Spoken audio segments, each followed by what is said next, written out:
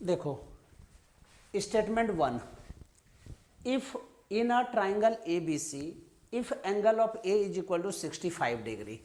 देखो एक ट्राइंगल है बच्चा इस तरह से A B C, angle of A is equal to 65 degree, angle of C is equal to 30 degree, A C is the longest side of the triangle, मतलब A सी इसका longest side है।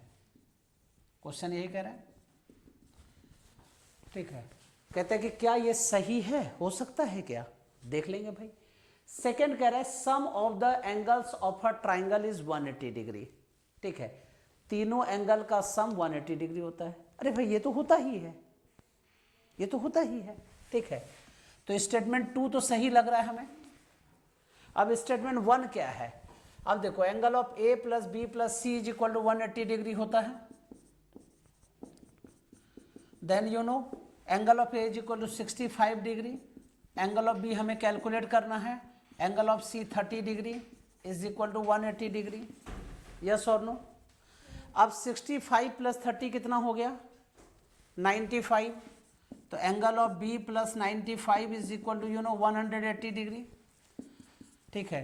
तो angle of B is equal to क्या लिखेंगे 180 degree minus 95, 10 minus 5 5, 17 minus 9 become 8, 85 degree. तो angle of B हमारा result क्या आ रहा है बच्चा यहाँ पे 85 डिग्री आ रहा है। तो सबसे बड़ा एंगल 85 डिग्री है, तो बड़े एंगल के सामने वाला साइड भी क्या होता है बड़ा होता है, ठीक है।